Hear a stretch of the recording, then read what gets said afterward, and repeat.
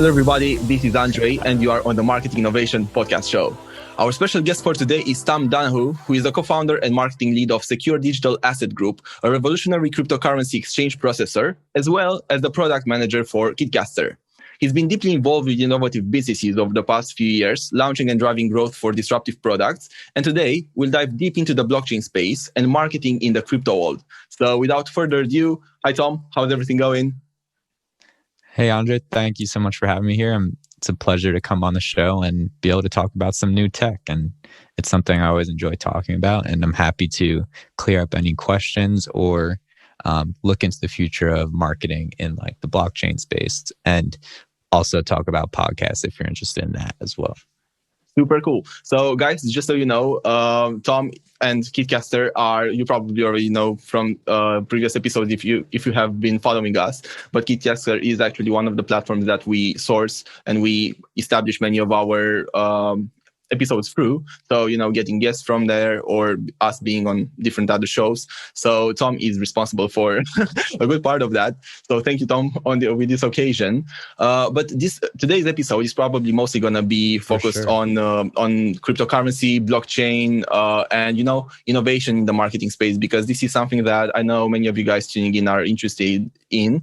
And also it's a very exciting subject, mainly given the current context with, Bitcoin being all over the news and people getting more and more accustomed to altcoins and crypto stuff in general.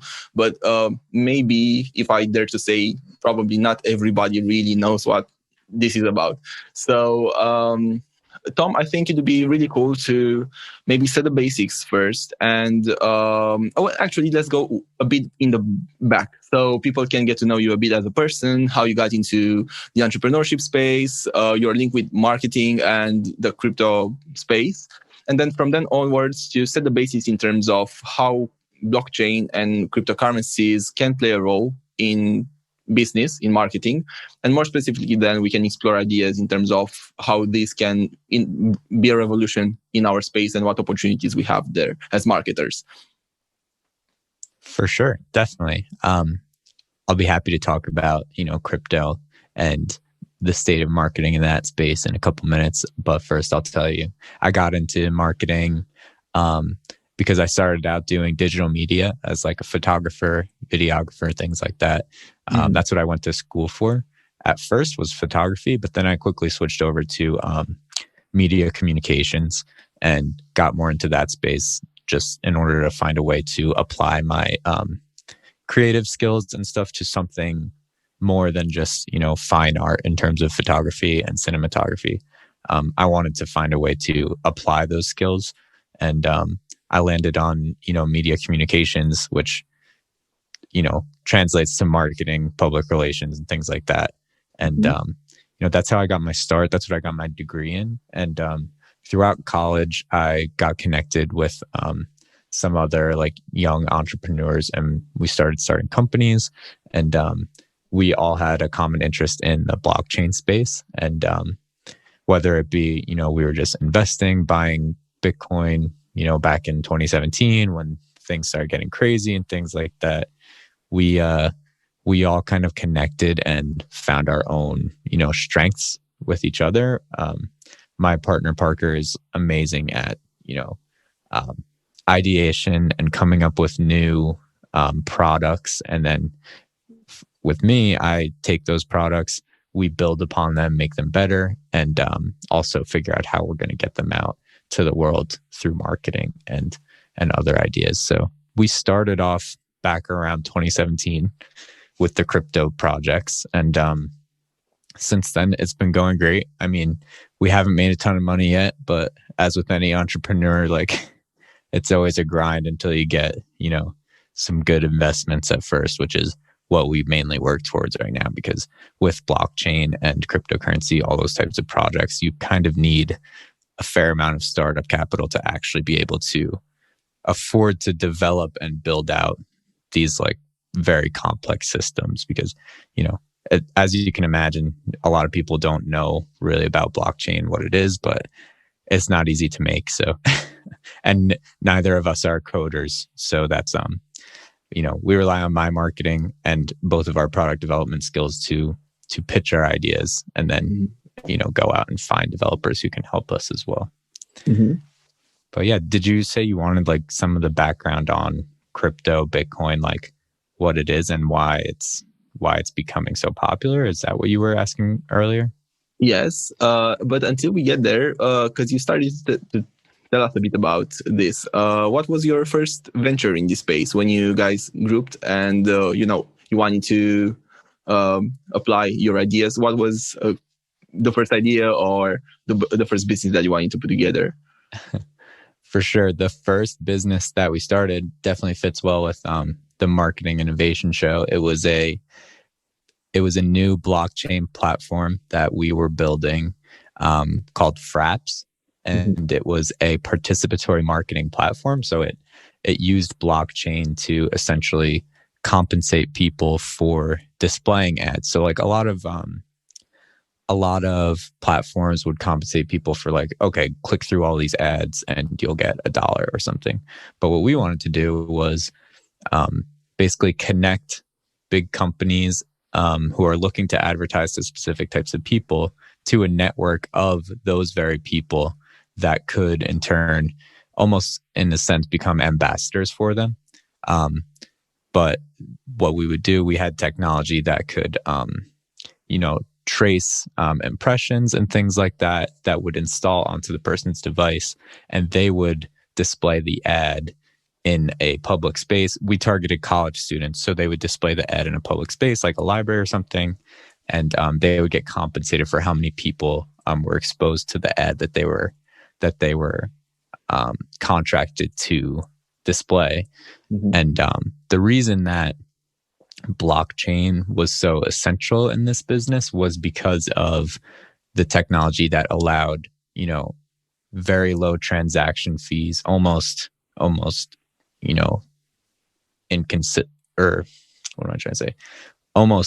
non-existent transaction fees that would actually allow for these big companies to get money into the pockets of people who are on the ground, the very customers that they're looking to advertise to, except they're actually paying those people to do the advertising for them.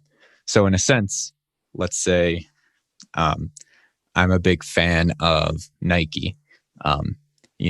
Nike is going to start a campaign and get people who already enjoy Nike to represent them through their digital device and through a display ad that they would display in a public place.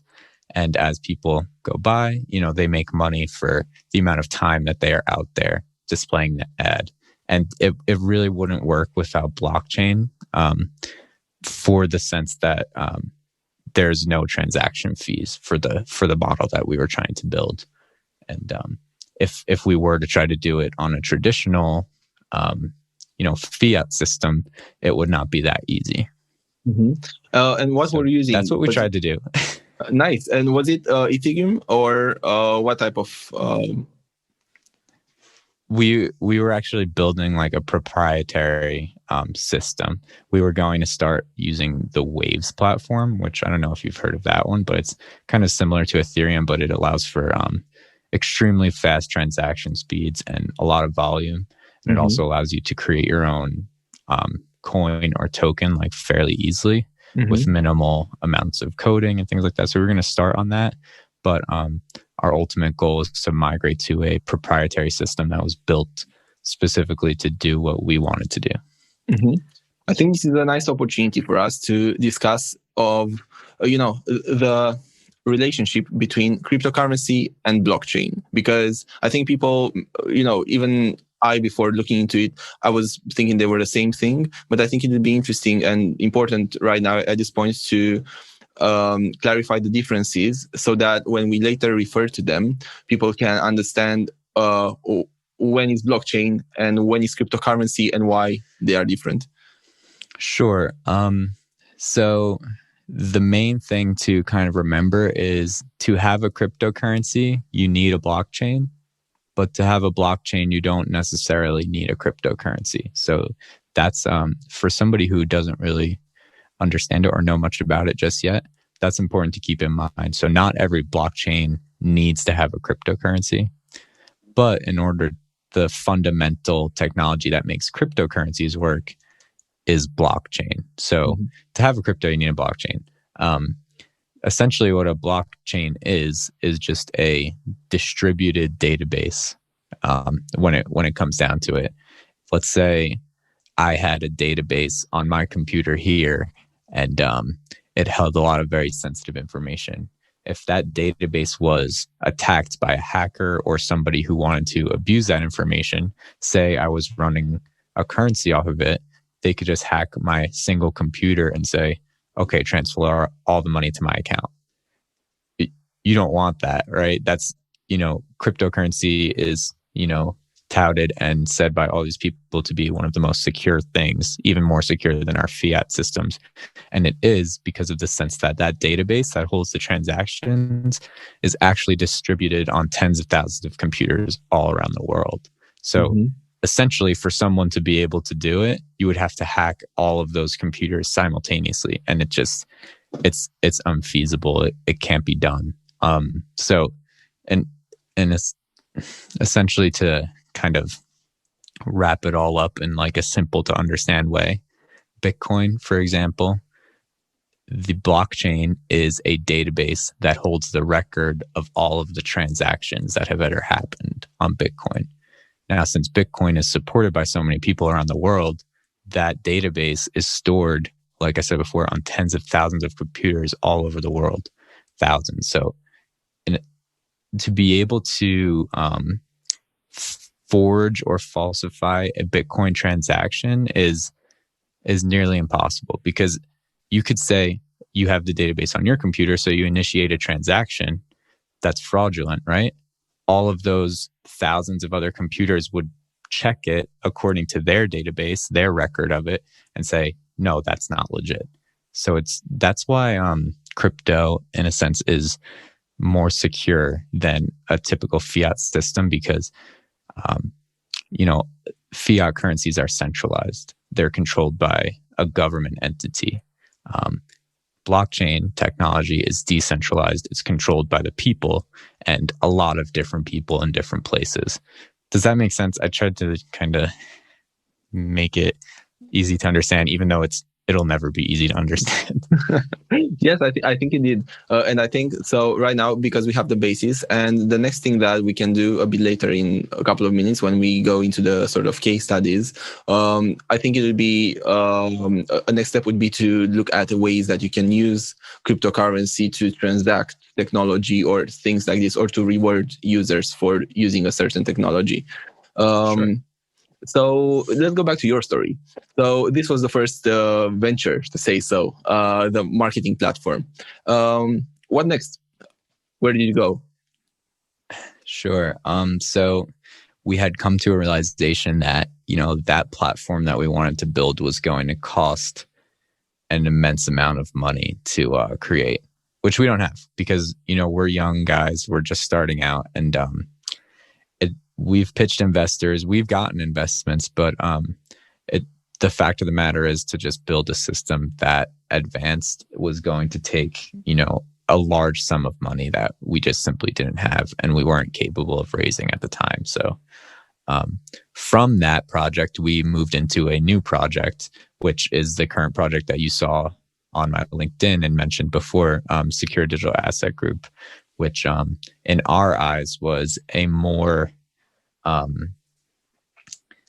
plausible, a more possible startup for us to become successful with, without needing, all of that initial funding.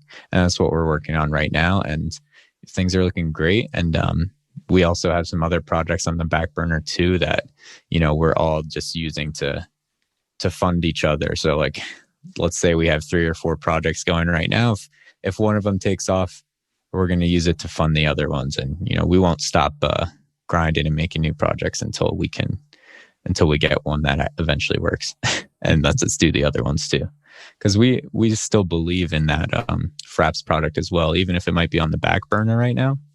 We really believe in that participatory marketing platform in a way to, change the way that companies reach out to people and, build connections with their customer bases. But yeah, now we're we're working on a new project that is a little bit easier and doesn't require as much money to do. Nice, but that's the spirit, I mean, the world might not yet be ready for it, or like the investors might not be yet able to see the opportunity, but just keep at it, and surely you'll find the right people at the right time. Definitely, without a doubt. It's just a matter of perseverance and sticking to it. Great marketing always helps. We're trying to essentially what we're doing with this new company is a lot of B2B marketing, trying to get financial agencies and things to see what we're doing, because the new company, just like a quick brief synopsis of it, it's a company that looks to help encourage people and educate people on the blockchain space and how they could get into investments like Bitcoin, Ethereum, and other cryptos safely and securely, and most importantly, confidently. Because as of right now, it's not extremely easy to go and just buy a crypto. I mean, there are websites that allow you to do it, but when you purchase in that sort of exchange sense, bear with me here, you don't actually own or control the currency if you're storing it on a website platform, right? Because let's use just like Coinbase as an example. I use Coinbase as a gateway, a fiat gateway into cryptocurrency. But if my coins are stored on Coinbase, I don't necessarily control the keys. Cryptocurrency works off of a public key and a private key. The public key is the one that you say, okay, send it here. This is my address. The private key is the one that allows you to go ahead and spend it or send it somewhere else. So the private key is the one that you don't tell to anybody. When you store your coins on an exchange service like that, they control your private key and you don't necessarily have it. So that's an issue that we are trying to address and educate people on with Secure Digital Asset Group, and show them how they can purchase currencies and hold it themselves without being at the will of a big exchange like that. Like holding them in a wallet, right? Exactly. Our platform gives the customer control of their own keys, control of their own wallet, which is not very typical in the market right now. Mm-hmm.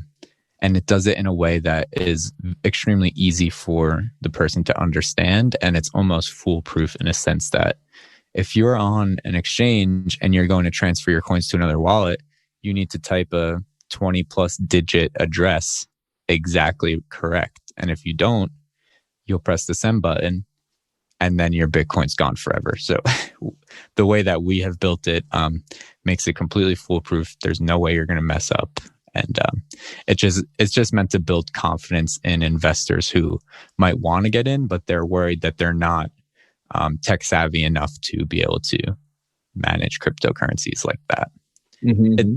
It brings it back to a more, we use paper wallets. So it's a wallet that a person can hold in their hand. It's not on the internet. And it really builds confidence in the investor, and it allows them to,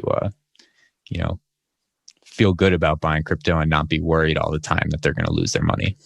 Mm-hmm. Okay, so now looking at cryptocurrencies, the main ones, but also the altcoins and other possible, coins and technologies that might come up. What opportunities do you see at the moment in the market? Like how can marketers look at blockchain as an opportunity to solve some of their problems or innovate in the way that they market to the public that they address?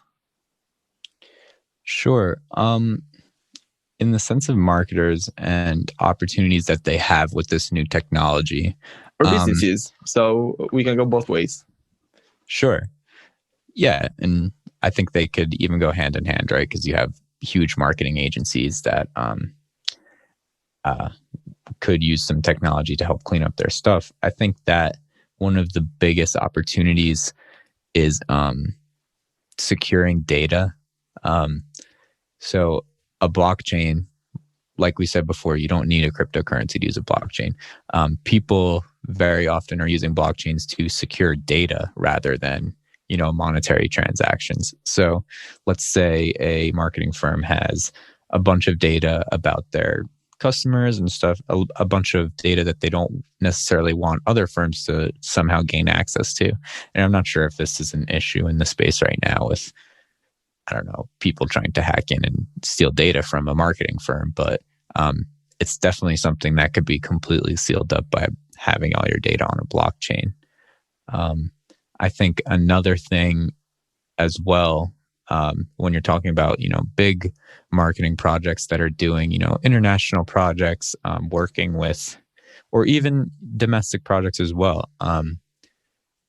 One of the best things that blockchain, was created for is transactions, and using a cryptocurrency or a stable currency such as like USDT, which is a currency called Tether that is pegged to the US dollar, for example. So it's not as crazy fluctuating as Bitcoin and the other ones, but people can use those types of currencies to make large transactions. Say your marketing firm was doing $1 million deal, but the bank transfer fee is 3%. You're losing out on $30,000 just to get your payment. Mm-hmm. That's a thing that blockchain can really help with as well. Sorry, let me fix my camera. No worries. So that's in terms of business, especially businesses doing international transactions. A lot of them have started to think about using crypto for that very issue of transfer fees. Mm-hmm. And I know there were some case studies or cases in which some bigger companies went into blockchain, and it's a shame that I don't remember exactly the names, but this was happening in 2019, probably mid 2019 or something. And it was just about when Bitcoin was skyrocketing during that time, as far as I remember. And then there were another couple of crypto, like altcoins to say so. And some of them, I know, if I remember correctly, I think it was Microsoft, and there were another couple of companies that started to look into developing things on those technologies to, improve or revolutionize the way that they were doing business or the technologies that they were creating. So do you know any more recent maybe case studies of bigger companies that have looked at blockchain, and how have they looked at applying it within the business?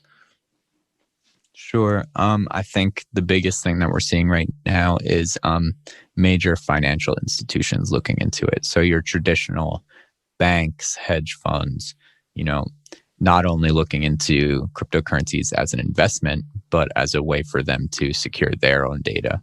So the biggest thing about blockchain when it started was, hey, this is more secure than your bank that holds all of your money. And some random people on the internet made it.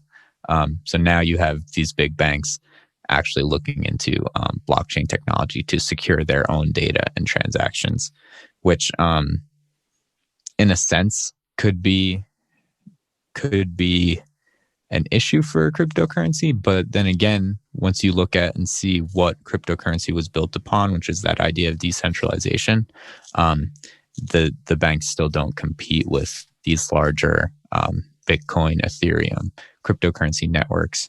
Because if a bank like, for example, Wells Fargo, which is one that is looking into blockchain currently, if they were to build their own blockchain, they've secured their data on a blockchain, but also their technology is still centralized, right? It's still all under the control of Wells Fargo. Mm-hmm. So you're at the will of Wells Fargo. With a decentralized system like Bitcoin, the entire community has control over what happens. So you're not able to just have one decision maker go ahead and change everything. It just doesn't work that way. And I think that's a reason why crypto is here to stay. And even if banks and bigger financial institutions do decide to use blockchain, it's still not going to be quite as reliable or secure as these distributed networks. Okay. Cool. And another question that came to my mind now, I think it was sleeping there for a while. But what experience do you have, or how do you market crypto product or a blockchain-based product? Is it different? And I'd be really keen to hear your thoughts because I encountered a couple of scenarios, and I think it'd be interesting for people to understand because the crypto products are many times about the community around them.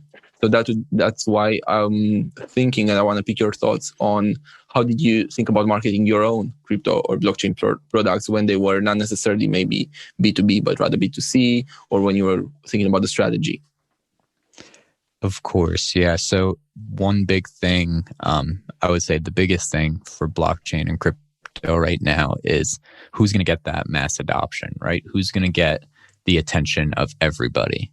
And, Bitcoin has done great with it, but there's a lot of, people out there saying, and there's a lot of facts that just say that, Bitcoin would never be able to be the world currency. It would never be able to be, the currency that everyone's using for day-to-day transactions simply because the technology behind Bitcoin wouldn't allow for it.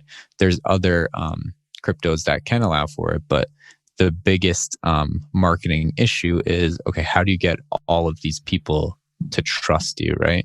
So a lot of the marketing initiatives in crypto and blockchain are about just building trust and building confidence in a platform. So one of the biggest things that we had gone down the road of, and something that a lot of people do currently, is fostering education. So putting out content and material that educates people about the space, about what is safe and what is not safe, what you should and shouldn't be doing, and ultimately, tying that into why your platform either addresses or fixes these problems as a whole. Mm-hmm. So I would say that is the single biggest initiative when it comes to marketing blockchain and crypto, is building trust and educating, because every industry, every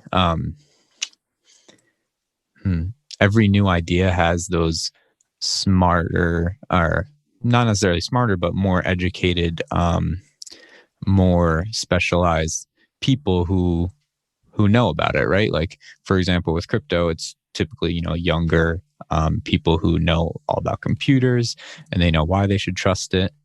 But one of the biggest things in crypto right now is getting the attention of those older people who necessarily don't have enough experience with computers to feel confident to go ahead and, transfer $10,000 of their money into some digital thing that they could see on their computer screen. That's one of the biggest issues that the industry as a whole is facing. But I think people are starting to come around in seeing the price action of coins like Bitcoin, because it's very apparent now that these bigger banks and institutions are looking into investing and are currently investing in it. So I think that is helping in a sense, which kind of is free marketing for the entire system or for the entire community. But, seeing these bigger, more reliable people that they know, names like Wells Fargo, whoever, JP Morgan, actually getting involved is really helping to encourage trust in the system. And it's helping with these companies, biggest initiative in terms of marketing, which is building trust. Mm-hmm. And are bounties still a thing? Or, like when you are in the beginning, I know like way back again in the day when I was also working in marketing, crypto startup, kind of crypto blockchain startup. I know that everybody was going crazy about bounties and building these sort of communities, initial communities around them, around the coin, which was the crypto that was backing up the technology. Are they still going on? How are people approaching? Do you mean bounties in the sense of like a development bounty, or what? Yeah, both development bounties, and if I remember correctly, there were also those things when you know, if you were amongst the first X that were getting X amount of coins, then you'd get them at a better price and things like this, like early investment, kind of pre-investment.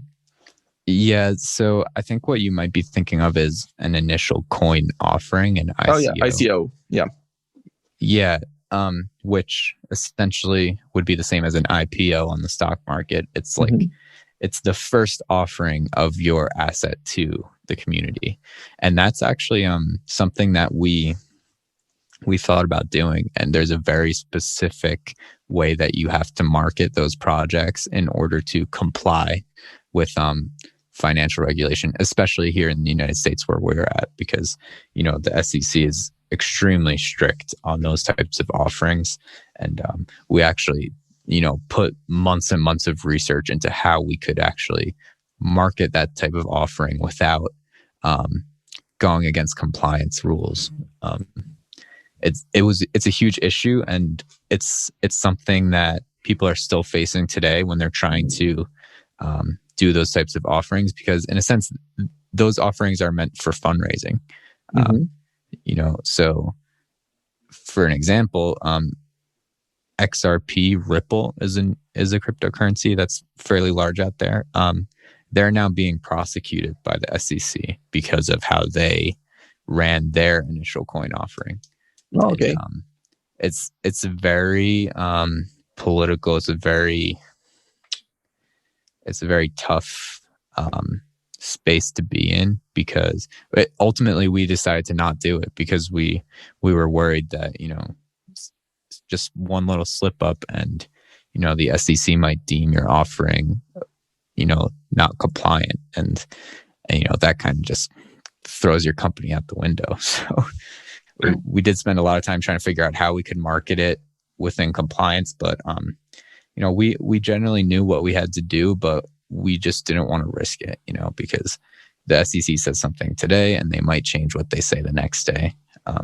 So we tend to veer away from those types of offerings, but we, at the same time, with Secure Digital Asset Group, are looking to create a more standardized and compliant way for people to run those types of offerings through our proprietary product, which is those paper wallets that I had mentioned earlier.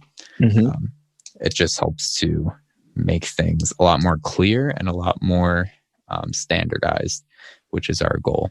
And to help people with their marketing initiatives to ensure that they are not pushing out an asset that would be labeled as a security by the SEC.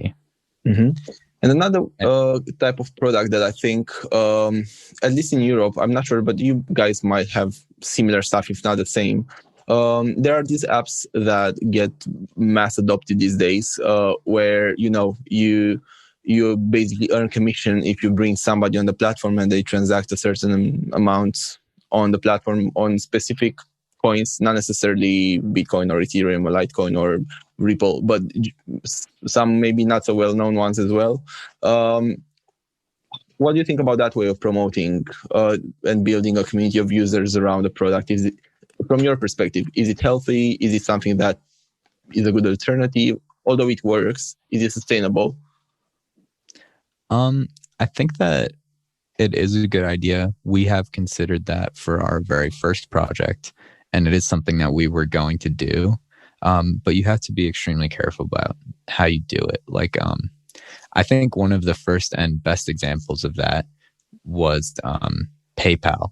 When PayPal first started with Elon Musk, I think it was Peter Thiel, whoever else started it with him. I think they were paying something like $20 to each new user who got onto PayPal, which costed them like billions. But ultimately, it allowed them to generate, maybe it didn't cost them billions, but millions. But it allowed them to get their initial user base. And even if they went into debt to do it, now they had people on the platform who were using it and generating them revenue. So I do believe in those types of initiatives, but I would advise people who are thinking about doing something like that to really, cross your T's and dot your I's, because if you end up not having the funds to do it, or not expecting the amount of growth and ultimately getting way too many people, and now you can't afford to pay anybody, that's not always a bad problem to have, but it could, put your business under. And if you're unable to raise funds to actually facilitate the promises that you make to your customers, one, you're in trouble financially, and two, you're in trouble with the customers in terms of the promises that you've made them. So if you want to do something like that, you got to really think it through and be sure that you're ready to handle any amount of variables that could happen. Mm-hmm, mm-hmm. Cool stuff. Really, really nice and really actual. So now going to the wrapping of the episode, but also taking away the things that I think would be ultimately, or we think actually would be valuable for the end marketer, that would be, the guys on the show. Also, so we have marketers as well as entrepreneurs. So I'm sure that for the entrepreneurs, this might have been a very juicy conversation, and, nice in terms of getting ideas and maybe polishing some of the ones that they might already have. Sure. But also for the marketers, like if somebody is looking at ways to better secure probably data security is the first thing that would come to mind from our discussion so far. And relating to what you were mentioning a bit before, and marketing agencies having data issues, typically marketing agencies don't necessarily hold the data, and basically the data always stays in the hands of the customer, like the B2B customer, like the client. But it could be a very good solution for a client to have security solutions around that, so that they make sure that they are compliant and they don't expose themselves to risks. But to sum up, what would be some other uses or case studies that people could be watching out for? Because there might be like this little country like in Europe maybe, that has a startup that does probably something that could be really cool. And it might benefit from the support of some initial clients. How would that look like? Like, what would be a nice, feasible solution that would use blockchain and crypto? Sure. A big thing that people are out there doing is using blockchains to tokenize real world assets. So that's something to think about as well. Essentially, say you own a property and you have the deed, or the contract that says that you own the property. Digitizing that and using it on a blockchain helps to, and don't think of it just as property. Think of this as any sort of contract or business deal or anything. Using blockchain to hold that and secure it, one, prevents it from being forged or falsified, and two, allows it to be accessed from anywhere, just like on a cloud. As long as you can get access to your blockchain, you can access whatever data you need to get. That's something that a lot of people are doing. So again, tokenizing assets, deals, contracts, things that you might need access to down the line, and things that you don't want to change. You can keep a very safe record on a blockchain. Next would be like just securing actual systems, like securing physical systems. Like, for example, one thing that they're talking about doing is, I know some places in the US are already thinking about this, but electrical grids and things like that. And, these are very like large industrial scale projects, but these can be applied to a lot of different things, like smaller things that, startups might be doing or whatever. They're using blockchains to secure their grids. And, it's something that, that can be hacked, as unfortunate as it would be for an electrical grid to be hacked and like shut down. But not if it's secured by a blockchain. It would make it nearly impossible. So let's say you have a startup that is running a system where you have to store user accounts user profiles, and there might be some sensitive information like the user's credit card information in there. There's a lot of services and stuff that help companies and startups do this, but there's also new services popping up that use blockchain to help secure that stuff. And you could very easily, I can't think of an example right now, but with a couple clicks, you could integrate one of these services into your platform and start using a blockchain to secure your stuff. It's basically just as the world moves forward into this like digital age where, everything that we do is happening on a computer, or everything that we do is verified by a computer. This is the way that you can be sure that your stuff's not going to get messed with. Mm-hmm. And I think that's the main idea of the industry. And it's the security layer that's so rock solid that everybody is confident that it will be okay. Mm-hmm. If that makes sense. There really is kind of endless applications. Another friend of mine is working on a blockchain video game where the in-game items and like assets will actually be tokenized on a blockchain, so that let's use have you played like Fortnite or something? Let's use that as an example. Yeah. Like let's say you had like skins or like items, they would actually be secured on a blockchain outside of the game, to where you can go outside the game and actually trade those items using using the security of the blockchain.